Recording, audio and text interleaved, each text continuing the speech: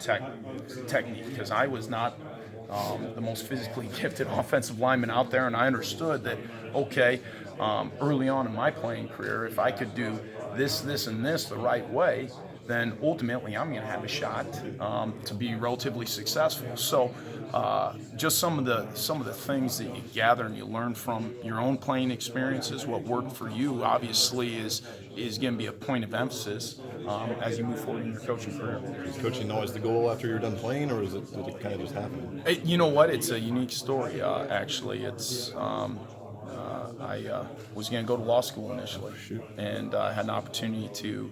And Coach Messingham often jokes around with me. Had an opportunity, although very, very brief, to continue playing. It was extremely brief. So I found myself doing an internship, and I missed it so much. I missed the camaraderie. I missed the teaching aspect of it. Then that first year after I was done playing, I got in and was a graduate assistant for the team and the head coach that I played for in college, and never looked back. So did you apply to law schools? I mean, were you that? Yeah, I didn't. I did not get that far into it. I did not. It was I just kind of looked off in the distance at it and said, nope, that's kind of the track that I think I'm going to go to. And then there was a part of me that was missing in life, and once I got back into football, I felt that was back in place, and got involved in coaching. It was a lot more time than I anticipated, but the rewards are so great. They really are in coaching, and the neatest thing is beginning through a recruiting process of a young man all the way to seeing him walk across the stage on graduation, to being invited to a wedding, to the announcement of their firstborn child. Those are the things to me that are most gratifying about being a football coach. Now, you were at UNO when they shut down the program as a coach. Can you walk me through what that was like and how? Yeah, that's another very interesting story. It really happened out of the blue. We were actually under the anticipation that University of Nebraska Omaha was going to transition into FCS, like so many of the teams prior to, including the one that I coached for the past 6 seasons.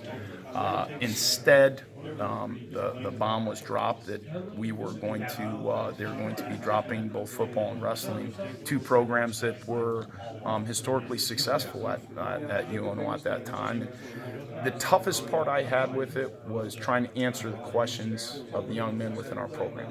When they call you up that evening at very, very early hours in the morning and asking you, what are they going to do? And I didn't have an answer for them at that time. And that was probably the most challenging thing. We were able to get a great number of those young men placed in other programs where they were able to go have success, continue to play football. And then when we got through that, then I worried a little bit more about my future and was able to get an opportunity out in Sacramento, California, and was there 2 seasons. Met my future wife out there. So as I always tell her, I said the night UNO football drop program was the worst night of my life, and my wife often tells me it's the best night of her life. So it's funny how things work out. Right. I mean, do you look at it? How do you reflect on it now? Yeah, I don't look at it as it was the worst night of my life. You know, if keeping things in perspective, there's a lot worse things that can happen to a person than a football program being dropped. So I don't look at it in that way. You try to take lessons from it. You try to take lessons of ultimately how you treat people. And that's probably the greatest lesson that I learned in how you do things. There's a right way of doing things and a wrong way of doing things, and the way that was handled. You certainly can learn a lot about how things were done poorly. How did you initially get connected with Coach Conor? Very interesting. You go back to the UNO story. Okay.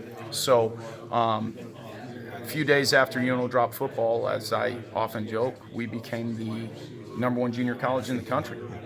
The amount of phone calls that I was getting from institutions, whether they be NAIA institutions all the way to the University of Miami Hurricanes, about the players on our football team.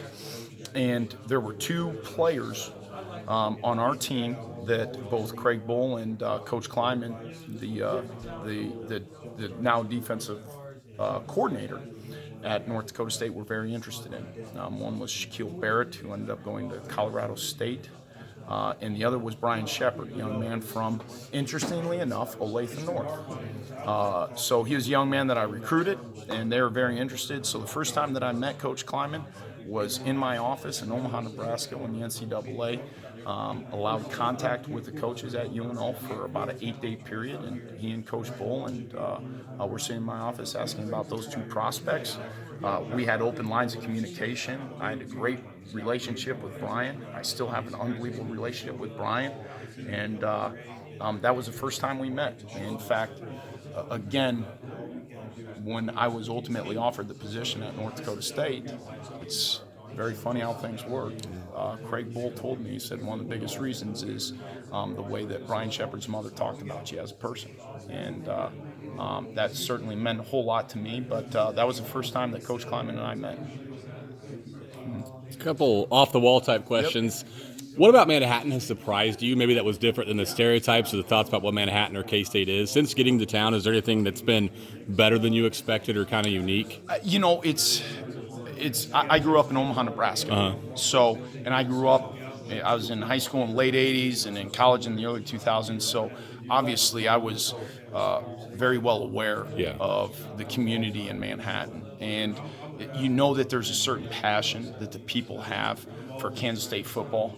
And that's surpassed all expectations. Yeah. It really has. And I've not spent much time here, but whether it's walking to an airport and somebody who I've never met saying, "Good luck to you, Coach," or saying, "Hello, Coach Riley," it's very impressive. It's what you'd expect in Midwest. You'd expect hardworking people, humble people, and people are very cordial, very nice. And that's everything that I expected coming down here. And in my short time in Manhattan, everything that I've seen it's really surpassed expectations. Yeah, and this is out of nowhere, but there's a big basketball game tomorrow. Have you had any time at all since you got to K-State to follow the basketball program or keep track of what's going on with this season?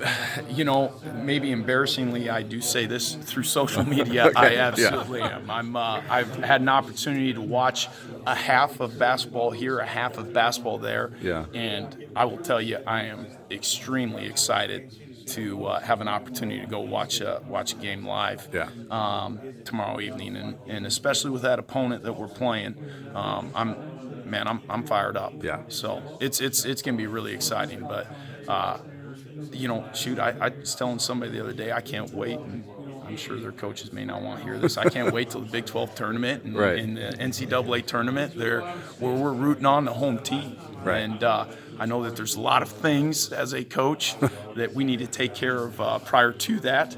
But as a fan, I can look ahead. Absolutely. Yeah. Connor, Courtney was just talking about how you guys are staying at a hotel together, the new coaches and all that. At a time when you're all coming into this new and fresh, how important is that just to build bonding as a staff, and what kind of an experience is that like? It's very important. We spend a lot of time with the people up in that room, the offensive staff, the defensive staff, and building trust within one another is huge. Courtney and I have been together a few years. Coach Ray and I have been together for a year. I've known Coach Anderson. I've had an opportunity to get to know Coach Klein, and I couldn't be more impressed.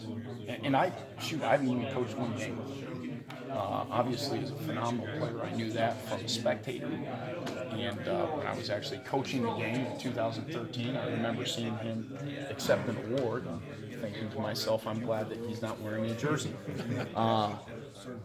I couldn't be more impressed with him as an individual, as a man, as a hard-working person who has his priorities completely in line. So continuing to build relationships, not only with the offensive staff, everywhere from a graduate assistant all the way up to